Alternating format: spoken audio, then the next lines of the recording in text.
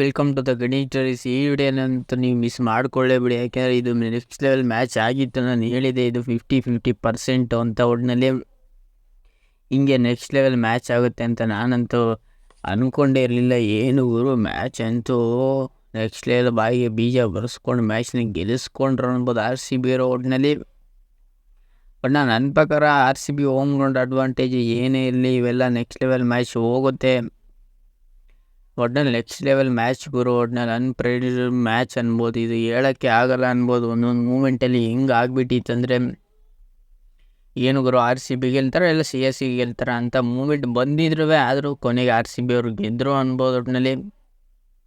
ಒಟ್ಟಿನಲ್ಲಿ ಟಾಸ್ ವಿಚಾರಕ್ಕೆ ಬರೋದಾದರೆ ಇಲ್ಲಿ ಮೇನ್ ಪಾಯಿಂಟು ರಿವ್ಯೂ ಬರೋದಾದರೆ ಇಲ್ಲಿ ಒಟ್ಟಿನಲ್ಲಿ CSK ಅವರು ಒಳ್ಳೆ ಟಾಸ್ ಗೆದ್ಬಿಟ್ಟು ಬೌಲಿಂಗ್ನ ಆಯ್ಕೆ ಮಾಡಿಕೊಂಡ್ರು. ಬೌಲಿಂಗ್ ಆಯ್ಕೆ ಮಾಡ್ಕೊಂಡು ಸಿಕ್ಕಾಬಟ್ಟೆ ರನ್ನ ಹೊಡೆಸ್ಕೊಂಡ್ರು ಅನ್ಬೋದು. ಆಲ್ಮೋಸ್ಟ್ ಯಾರು ಅಂತ ಹೇಳ್ಕೊಳ್ಳೋ ಬೌಲಿಂಗ್ ಸಿಕ್ಕಾಬಟ್ಟೆ ಕಲ್ಪೆ ಬೌಲಿಂಗ್ ಅನ್ಬೋದು ಗುರು CSK ಅವರು ಅಂತ ಹೇಳ್ಕೊಳ್ಳೋ ಬೌಲಿಂಗ್. ಎಲ್ಲರೂ ವಿಕೆಟ್ ತೆಗೆದ್ರು ಅಂತ ಹೇಳ್ಕೊಳ್ಳೋ ಬೌಲಿಂಗ್ ಯಾರೂ ಬರಲಿಲ್ಲ. ಒಟ್ಟಿನಲ್ಲಿ RCB ಅವರು ಸಿಕ್ಕಾಬಟ್ಟೆ ಬ್ಯಾಟಿಂಗ್ ಡೆಪ್ತ್ ಇತ್ತು. ಒಟ್ಟಿನಲ್ಲಿ ಸಿಕ್ಕಾಬಟ್ಟೆ ಅಗ್ರೆಸಿವ್ ಆಗಿ ಆಡಿದ್ಕೇನೆ ಗೆಲ್ಲಕ್ಕಾಗಿತ್ತು. ಇವ್ರು ಏನಾದ್ರು ಅಗ್ರೆಸಿವ್ ಆಗಿ ಆಡೋಕ್ಕಾಗಲಿಲ್ಲ ಅಂದರೆ ಮ್ಯಾಚ್ ಸೋಲ್ತಿರೋ ಅನ್ಬೋದು. ಒಟ್ಟಿನಲ್ಲಿ ಮೇನ್ ಗುರು ಇವರು ಪವರ್ ಪ್ಲೇ ಸಿಕ್ಕಾಬಟ್ಟೆ ಅಗ್ರೆಸಿವ್ ಆಗಿ ಆಡಿದ್ರು. ಪವರ್ ಪ್ಲೇ ತನಕನೂ ಒಂದು 50 ರನ್ ಬಂದಿತ್ತು. ಆಮೇಲೆ ವಿರಾಟ್ ಕೊಹ್ಲಿ 10ನೇ ಓವರ್ಗೆ ಔಟ್ ಆದಂಗೆ. ನನ್ನ ಪ್ರಕಾರ ವಿರಾಟ್ ಕೊಹ್ಲಿ ಒಂದು ಹಾಫ್ ಸೆಂಚುರಿ ಹೊಡಿತಾರೆ ಅಂದ್ಕೊಂಡೆ. 48ಕ್ಕೋ 47ಕ್ಕೋ ಔಟ್ ಆದರು. ಅವರಿಂದನೇ ಡೂಪ್ಲೆಸ್ ಔಟ್ ಆದರು ಅನ್ಬೋದು. ನನ್ನ ಪ್ರಕಾರ ಇಲ್ಲಿ ಡೂಪ್ಲೆಸ್ಸು ಅವರಿಬ್ಬರು ಔಟ್ ಆಯ್ತಿರಂಗೆ ಇಲ್ಲಿ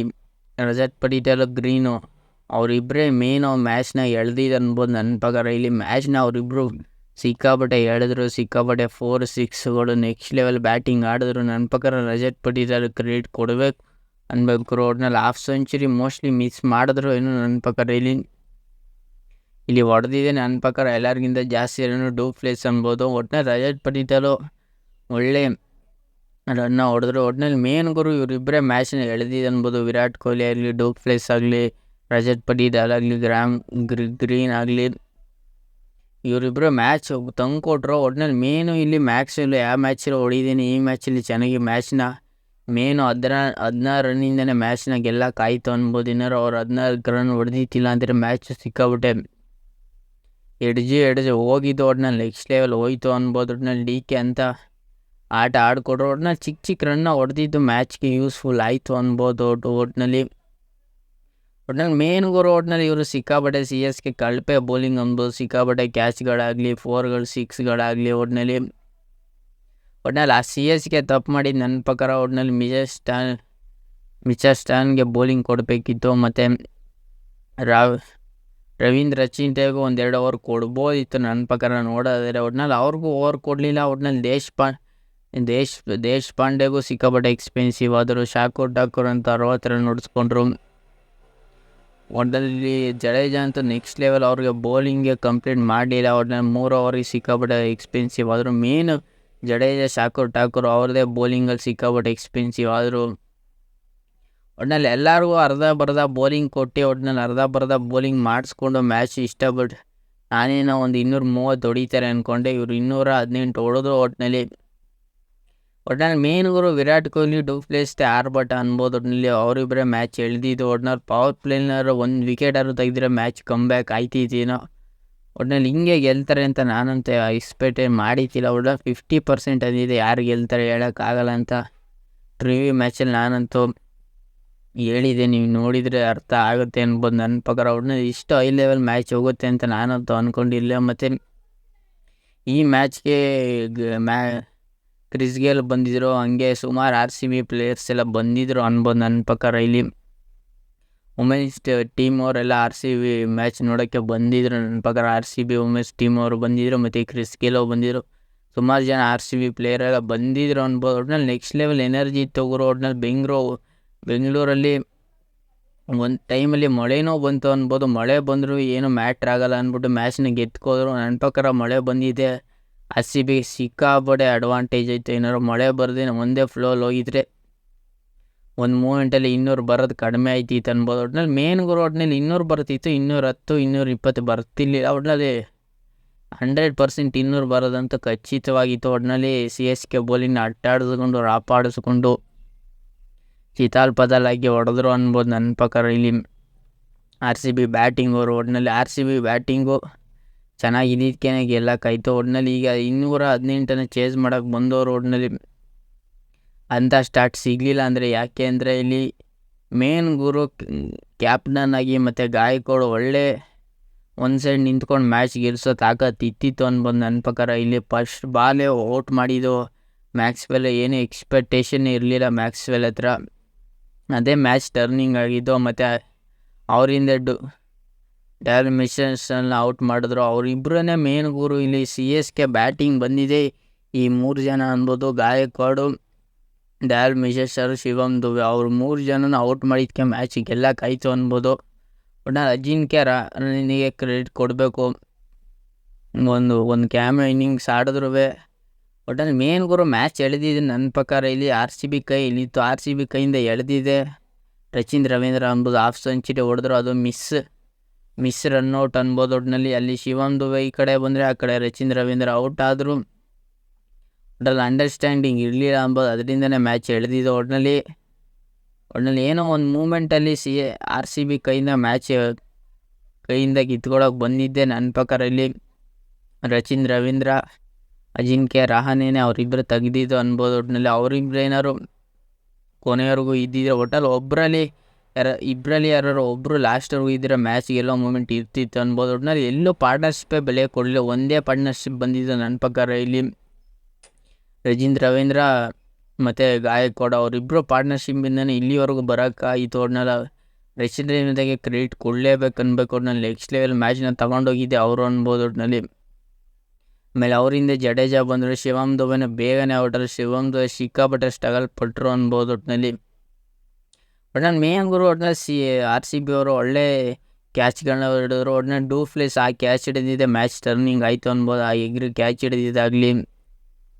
ಒಟ್ಟಿನಲ್ಲಿ ಸಿಕ್ಕಾಪಟ್ಟೆ ಎನರ್ಜಿ ಆಗಿದ್ರು, ಅದರಿಂದನೇ ಮ್ಯಾಚ್ನ ಗೆದ್ದರು ಅನ್ಬೋದು. ಒಟ್ಟಿನಲ್ಲಿ ರಚಿನ್ ರವೀಂದ್ರ ಚೆನ್ನಾಗಿ ಆಡಿದ್ರು. ಜಡೇಜಾ ಅಂತೂ ನೆಕ್ಸ್ಟ್ ಲೆವೆಲ್ ಬ್ಯಾಟಿಂಗ್ ಆಡಿದ್ರು.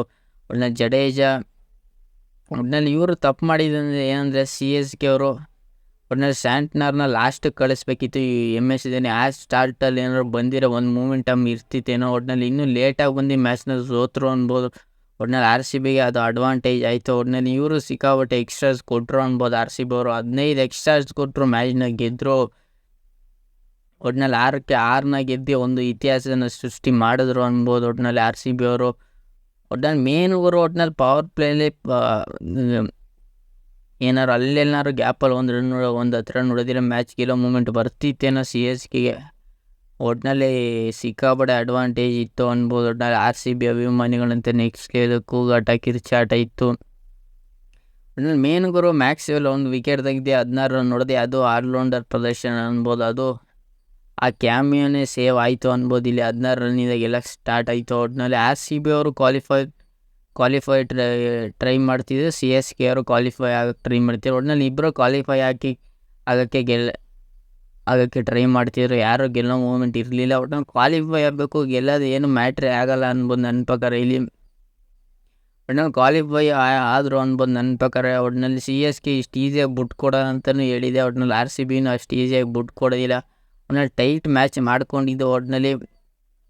ಒಟ್ಟಿನಲ್ಲಿ ಮೇನುಗರು ಇಲ್ಲಿ ಮ್ಯಾಕ್ಸ್ವೆಲ್ಲು, ಮೊಹಮ್ಮದ್ ಸಿರಾಜು, ಒಟ್ಟಿನಲ್ಲಿ ಎಷ್ಟು ಹಾಕೋರಿಗೆ ಎಷ್ಟಗಳಿಗೆ ಕ್ರೆಡಿಟ್ ಕೊಡಬೇಕು. ಆಮೇಲೆ ಸಬ್ನಮ್ ಸಿಂಗ್ ಹಿಡಿದಿದ್ದ ಕ್ಯಾಚ್ಗಳು, ಸಬ್ನಮ್ ಸಿಂಗ್ ಆಗಲಿ, ಕರಣ್ ಶರ್ಮಾ ಆಗಿದ್ದು 1 ಓವರ್ ಆಗಲಿ, ಲಾಕಿ ಫರ್ಗ್ಯೂಸನ್ ಸಿಕ್ಕಾಪಟ್ಟೆ ಎಕ್ಸ್ಪೆನ್ಸಿವ್ ಆದರು. ಆಮೇಲೆ ಕ್ಯಾಮ್ರನ್ಗೇನು ಸಿಕ್ಕಾಪಟ್ಟೆ ಎಕ್ಸ್ಪೆನ್ಸಿವ್ ಆದರು. ಒಟ್ಟಿನಲ್ಲಿ ಕ್ಯಾಮ್ರನ್ಗೆ ಲಾಕಿ ಫರ್ಗ್ಯೂಸನ್ ಒಂದೊಂದು ಕ್ರೂಷಿಯಲ್ ವಿಕೆಟ್ ತಗೊಟ್ರು.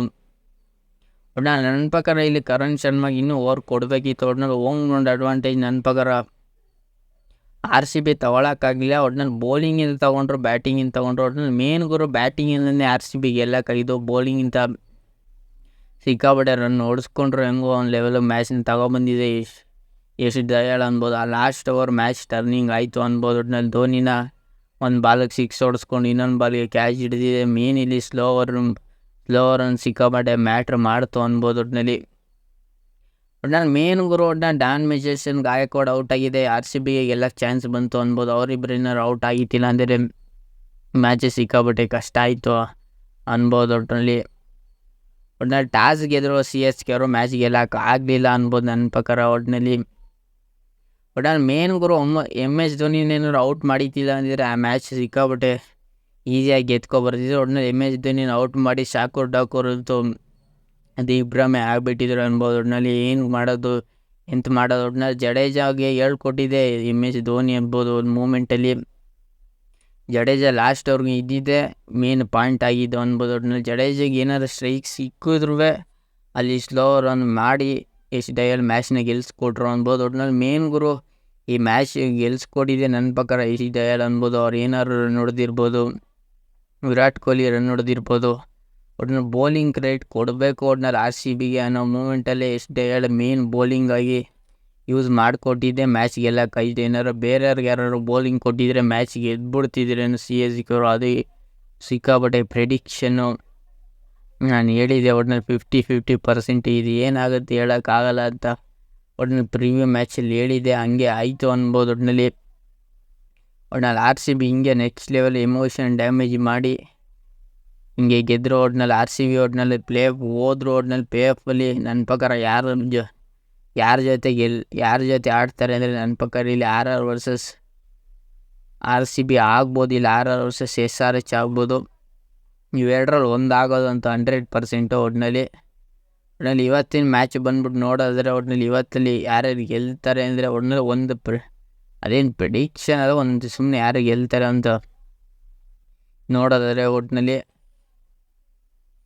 ಮೇನ್ ಒಟ್ಟಿನಲ್ಲಿ RCB ಚೆನ್ನಾಗಿ ಬೌಲಿಂಗು ಬ್ಯಾಟಿಂಗು ಒಟ್ಟಿನಲ್ಲಿ ಒಳ್ಳೆ ಫೀಲ್ಡಿಂಗಿಂದನೇ ಇವರು ಮ್ಯಾಚ್ಗಳನ್ನ ಗೆಲ್ಲಕ್ಕೆ ಸಾಧ್ಯ ಅನ್ಬೋದು. ಒಟ್ಟಿನಲ್ಲಿ ಫಸ್ಟ್ನೇ ಮ್ಯಾಚ್ ನೋಡೋದಾದರೆ ಒಟ್ಟಿನಲ್ಲಿ ಫಸ್ಟ್ನೇ ಮ್ಯಾಚ್ ನೋಡೋದಾದರೆ ಪಂಜಾಬ್ ವರ್ಸಸ್ SRH ಅಲ್ಲಿ ನನ್ನ ಪ್ರಕಾರ ಇಲ್ಲಿ SRH 99% ಗೆಲ್ತಾರೆ. ಆದರೆ ಪಂಜಾಬ್ ಅವರು ಅಷ್ಟು ಈಸಿಗೆ ಬಿಟ್ಕೊಡೋರು. ಇವರು ಟೋಟಲಾಗಿ ಆಡಿರೋದು ನೋಡಿದ್ರೆ 22ರಲ್ಲಿ 15 ಮ್ಯಾಚು SRH ಗೆದ್ರೆ 7 ಮ್ಯಾಚ್ ಇವ್ರು ಗೆಲ್ತಾರೆ. ಒಟ್ಟಿನಲ್ಲಿ ಸೇಮ್ ಟೀಮ್ ಇರುತ್ತೆ, ಏನು ಚೇಂಜಿಂಗ್ ಇರಲ್ಲ ಅನ್ಬೋದು. 99% ಚೇಂಜಿಂಗು 99% ಇರಲ್ಲ. ಮಳೆ ಬರೋ ಸಾಧ್ಯತೆಯೂ ಇರ್ಬೋದು ಒಟ್ಟಿನಲ್ಲಿ ಅನ್ಬೋದು. ಒಟ್ಟಿನಲ್ಲಿ ಫಸ್ಟ್ನೇ ಮ್ಯಾಚು SRH ವರ್ಸಸ್ ಪಂಜಾಬ್ಲಿ SRH ಗೆಲ್ತಾರೆ.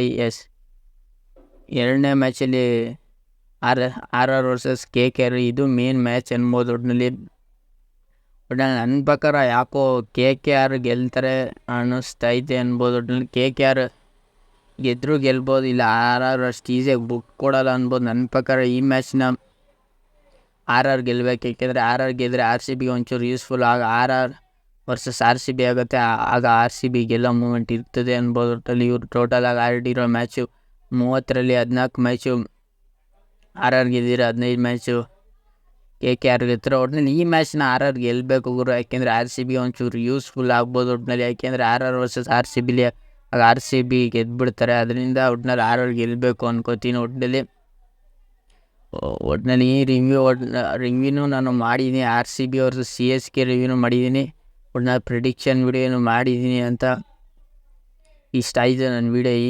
ಈ ವಿಡಿಯೋ ನಿಮ್ಗೆ ಏನಾದ್ರು ಇಷ್ಟ ಲೈಕ್ ಶೇರ್ ಸಬ್ಸ್ಕ್ರೈಬ್ ಮಾಡ್ಕೊಳ್ಳಿ. ಸುಮಾರು ಜನ ಸಬ್ಸ್ಕ್ರೈಬ್ ಮಾಡದೆ ನೋಡ್ತಿದ್ದೀರಾ. ನೀವು ಒಂದೊಂದು ಸಬ್ಸ್ಕ್ರೈಬ್ ಮಾಡಿದ್ರು ಒಂದೊಂದು ವಿಡಿಯೋ ಮಾಡೋಕ್ಕೂ ಯೂಸ್ಫುಲ್ ಆಗುತ್ತೆ. ಮತ್ತು CSK ವರ್ಸಸ್ RCB ಕಮೆಂಟ್ ಮಾಡಿ ಹೆಂಗೆ ಅನ್ನಿಸ್ತು ಆ ಮ್ಯಾಚು ಅಂತ.